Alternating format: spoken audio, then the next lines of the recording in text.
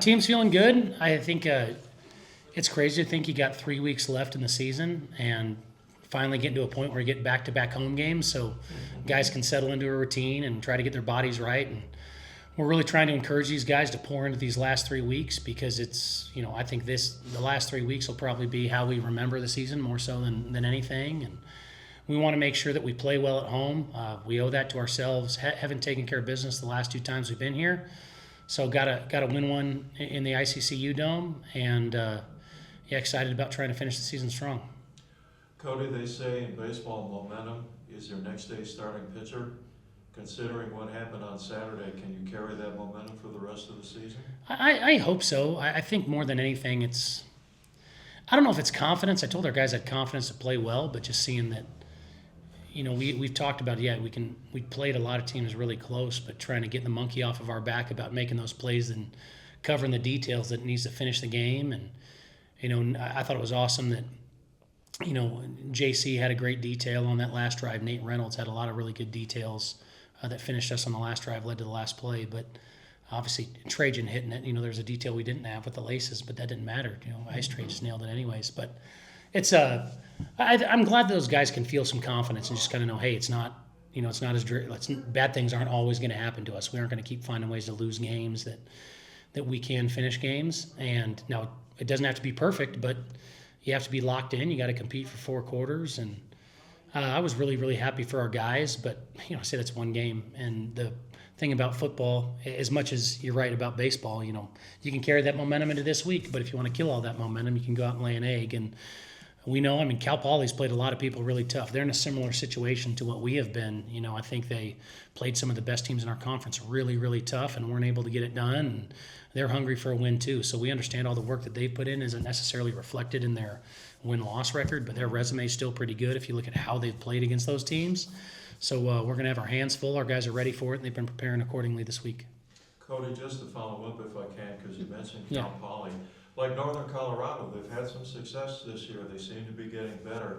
What are they doing better that has caused them to be able to play these teams, like you say, competitively? Yeah, I think their skill guys are pretty darn good. I think their receivers have been able to go out and make some plays. I think probably, I'd say outside of our crew and Davis's crew, they probably have the next best group of just pure receivers in the conference. I think Montana has the Wortham kid and the running back kind of crew, but just on the perimeter, they've done a good job and they've been able to pitch and catch and throw for a lot of yards on people and be able to make some plays. And on defense, they're stout. I think Cody Von Oppen's a really good coach who's been in this league for a while, but they clearly had an identity shift as you look at them last year to this year. They're forcing people to have to make plays to beat them. They're not going to bleed out. They're playing really stout defense. They're challenging people on the perimeter. They're being really physical in the box. Last year they were kind of a lighter box team. They would try to keep everything in front of them, and then they made the switch to say, no, we're gonna build a brick wall and try to make you beat us. And in doing so, they're not beating themselves. They're giving them a shot. They get a lot more 3 and outs than they've gotten in the past. They've gotten a lot more turnovers than they've gotten in the past. But yeah, I think it's probably the change in defense and then their ability to make plays on the perimeter have led to them having a lot of success this year. Maybe not in the win-loss column, but man, they were beating Montana in the 4th quarter. Montana State had to score late to go up 2 scores on them. Obviously, they beat Sac State on the road. I have a ton of respect for them there. Played Davis really tough. Probably played Davis tougher than anybody in the conference, before our game. Played them tougher than anybody had.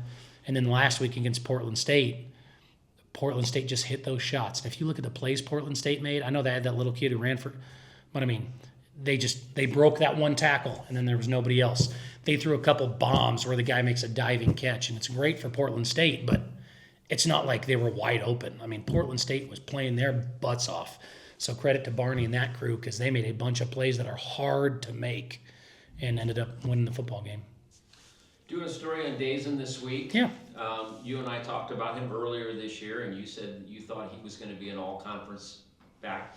Has he played up to your expectations this year? And then talk to me about what he did on Saturday. Yeah, I think Dazen has totally played, up to my expectations. And I don't want to say he exceeded them because they were already pretty freaking high. He's playing, I'm not saying he's playing well. There are many things he can do better.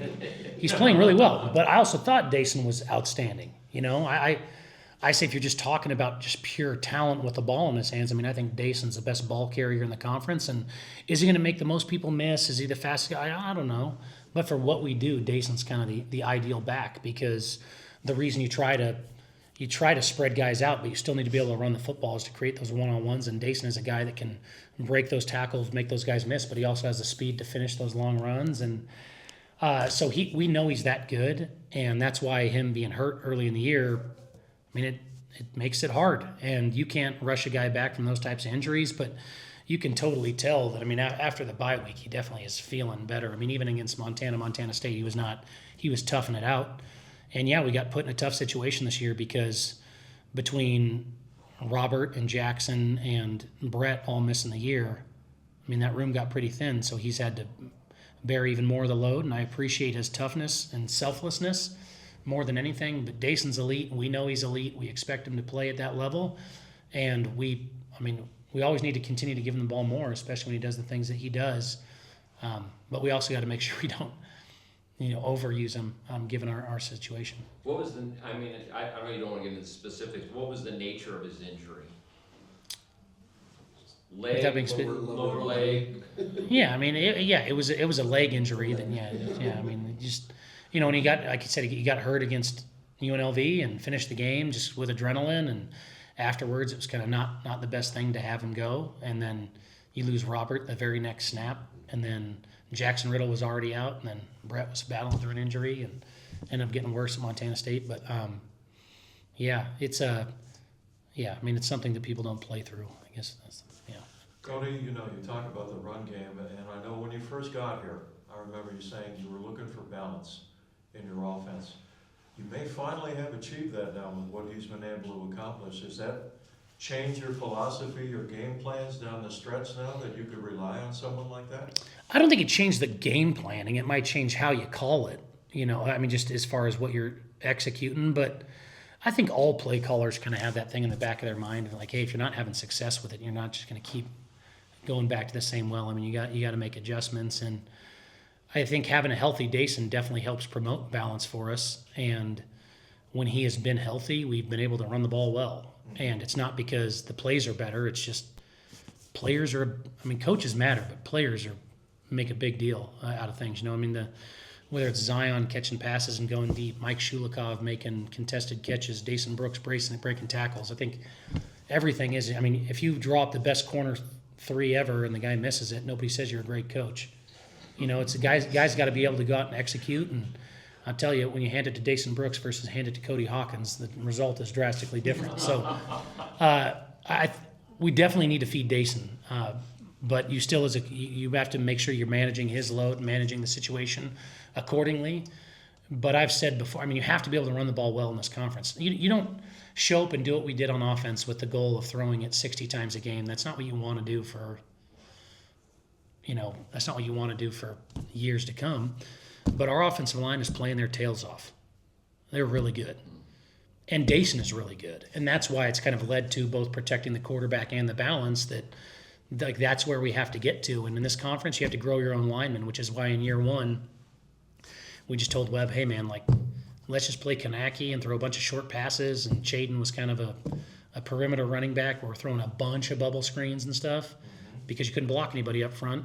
And now you got to the point where, I said we kind of got lucky with Dason because, we've recruited some really good tailbacks. Well, they're all hurt. And we moved Dason over from linebacker, and he's been outstanding. But, that's a huge credit to Hughes, a huge credit to the offensive linemen and what they've done, and a huge credit to Dason because, again, what we've been able to do on the ground, we're leading the conference in yards per carry. Not rush attempts, but when we run the ball, we're getting more yards than most people on average. But that's a credit to the work that those guys up front have put in, and a huge credit to Dason being able to make those plays happen. What has Dason had to learn as far as pass protection is concerned? He's already really physical. I think it's eyes and posture, because you can just go smoke a guy, but the thing about pass protection is you got to be able to stay sticky. You got to stay on him. Because if you just go blow up a guy and he flies into a lineman, that's not good. Or if you blow up a guy or you go to hit him and you whiff, that's not what you want. So just eyes and posture, but he's a really smart kid. To me, it's just reps and development. I mentioned, 2 years ago, he's an engineer, so he wasn't even really at practice. He just played special teams, and then last year we had other guys that were just probably a little bit ahead of him physically from a pass protection standpoint. But the more he's gotten the hang of that, and he took a huge leadership role in the offseason as he felt those guys depart, that he learned it and worked on it. And he's our best pass protector too right now. It's not something where, hey, you can just hand him the ball. I mean, he's the best at both. And Carson Sudbury's done a great job in the pass protection realm too, but Dayson's kind of been the cream of the crop in all facets. How hard is that for someone who had been playing linebacker I mean, it's, and I say this in quotes, it's fairly easy, quote in quotes, to run the football. When you're talking about nuances like pass blocking, how difficult is that for someone to pick up? I say it is difficult. That's always the hardest thing when guys show up, just because the amount of looks that you're going to see. I think Dayson's experience on defense has helped him, just so you can tell, like, hey, that guy ain't coming. That guy's bluffing. or that guy's definitely blitzing. Like, he doesn't look like he's blitzing, but that guy's right behind him. I know he's coming. So Dayson's understanding of defensive football has helped him in that category. It is unique, but it's something that can be learned, but it's something that takes a lot of lonely hours, a lot of persistence, because you do need to study it, and it's not quite as fun as just running the football. Mm-hmm. All right, well, I'm going to get hit. It's hard.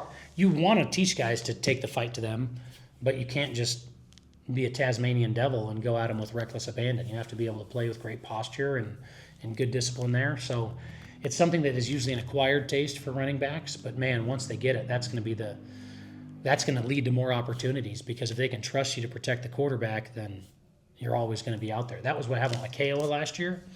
I love Kiowa, but the reason Kiowa played as much as he did is because he was elite in pass protection, and so he was just out there. So you'd get more carries just because you were out there, and guys didn't want to sub you out. And so being able to do that is really the difference maker between a lot of situational backs and guys that can be bell cows.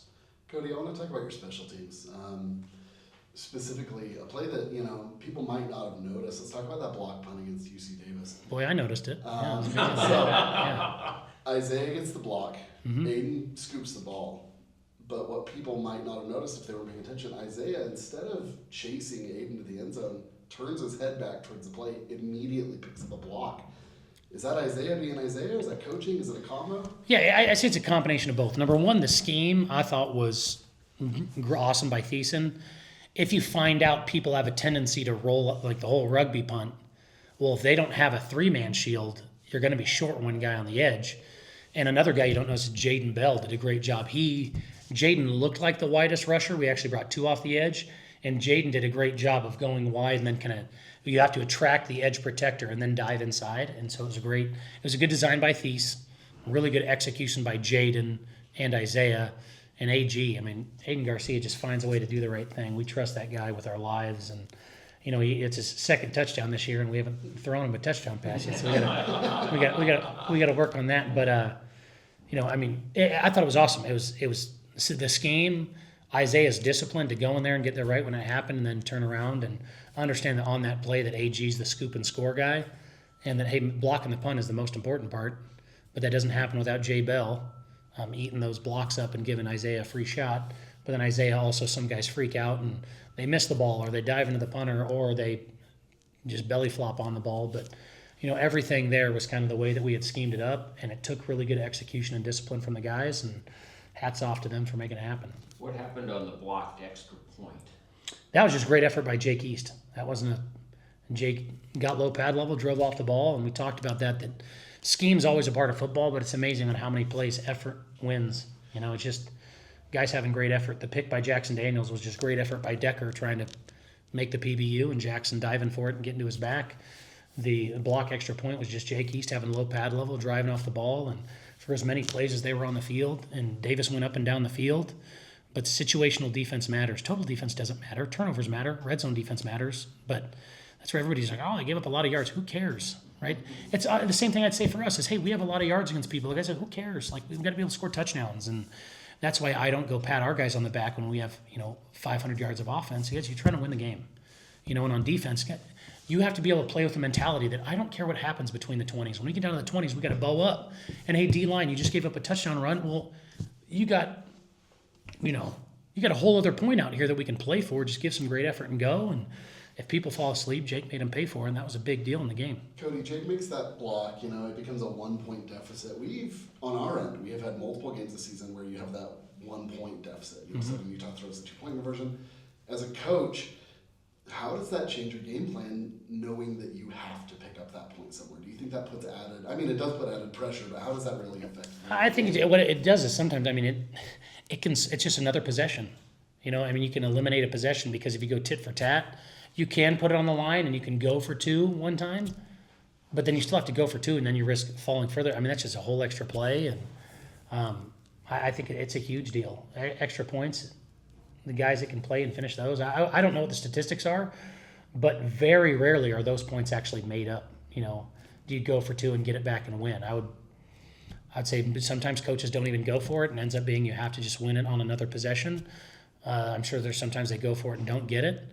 But, I mean, just based off of that, I mean, you got to say it's 30% of the time, right? They never get it back. Do you have, Cody, you know, you hear about coaches in the NFL all the time, they have the analytic sheets and the computer guys have already. Do you have anything along those lines that help determine well, we need to go for 2, we need to just kick it? I mean, you have your general sheets, like your old kind of proverbial football knowledge, and you try to fix them up from analytics. The stuff that the NFL uses costs a lot of money. Like, I mean, and I know it seems small, but because they change in those analytics based off of who you're playing and how you're playing your team, and it's all customized. When they talk about those books, it's not like they went to Barnes & Noble and picked one up. It's something that they pay tens of thousands of dollars to have generated every single week. So for us, a lot of it is, number one, I'd say don't chase points early, which they didn't, right? You'd say don't chase points early. And then a little bit of it more is like, all right, hey, when you get down to it, if you're down 1 score, you try to kind of just save it for the end just so you're always kind of playing in there. Mm-hmm. But then I think you kind of look at, all right, hey, when you're down 15, well, we're going to need to get it at some point. We might as well go for it the first time.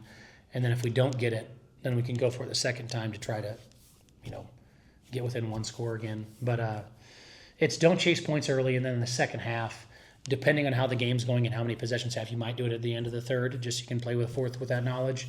But if it's a ton of back and forth, you might just try to keep your team in it as long as you can, because if you can get a stop, the field goal might be the difference, and you don't want to put yourself down further.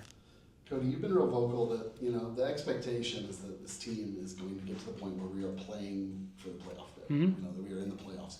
This year, you know, the best we're going to be able to finish is 6-6. I know the team has pride. I know that they're playing to get those wins, but you know what are the motivations now to get these last 3 wins? Maybe aside from just pride and, you know, spirit. Yeah, I think I don't know, it's different. I know when I came here and we laid an egg against Idaho the first year, I just remember thinking, like, I hadn't coached a game in a long time. We're like, well, after this, we're getting juice boxes and we're getting on the bus and the season's over. But, you know, we kind of been in that situation the last 2 years. I think this year feels a little different just because our guys know that there's an opportunity to do better. And that's really what I always talk about. I said, talk about doing better is I don't want to say, hey, the expectation now is that we're playing playoff football, because when was the last time we went to the playoffs? It's hard to say that's an expectation. The expectation is that we do things in a playoff caliber manner, that we play playoff caliber football, and that we don't have to be in the playoffs to do that. We played playoff football for the last 4 weeks.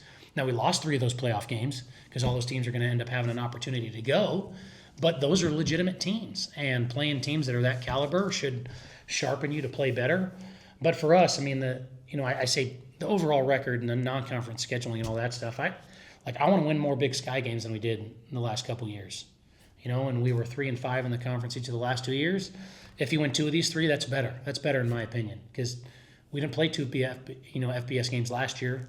That was fine, you know, and yeah, we laid an egg against Southern Utah and woulda, coulda, shoulda against NAU and Montana and all that. It doesn't matter. I mean, you play those games to try to fortify yourself and build up what you can be.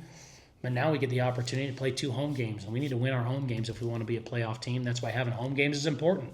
Home games are really important. I want to do better, so that means, hey, can we hold the standard that we set last week? I don't know. It's not going to be easy because Cal Poly's a good opponent, and we had a lot of breaks that went our way last week.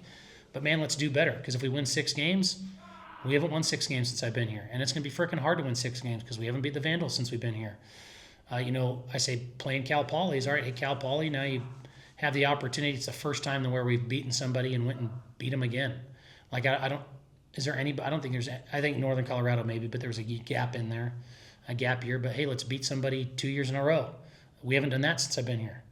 You know, even Southern Utah, we haven't beaten anybody 2 years in a row since I've been here. So you got an opportunity to do that. obviously Cal Poly, big game to hold the standard and beat somebody 2 years in a row, to win a home game and get back on the right foot against a good team. Weber State, I don't know when the last time we beat Weber State 2 years in a row was, right? Probably a long time. When Reagan was president. You know, Yeah. you guys, like, I'm serious. Like and then the last time we beat Idaho, or the last time we won 6 games, or winning 4 conference games. You win 2 of these 3. We haven't won 4 conference games, but twice in the last 20 years. You know, I mean, so guys, like, there's a lot of opportunities for progress. There's nobody in there who's patting themselves on the back saying, "Hey, great job." I mean, are you proud? Yeah, you're proud, but you're just, more than anything, you're just like relieved that you're like, we finally did something we knew we could do, and that we've been telling each other we could do. So now we got to button up and play as great as we can and pour everything we have in these last 3 weeks, because there's a ton to play for in every game. Beat somebody twice. Try to win 4 conference games. Try to beat the Vandals and right things at home. And if everything goes right and you win 6, great. If one of them goes right and you win 3 conference games, and say it's, you're, at least you're not going backwards. But there's a lot to play for, whether it's one of these games or all of these games combined. We're really excited about what's ahead of us.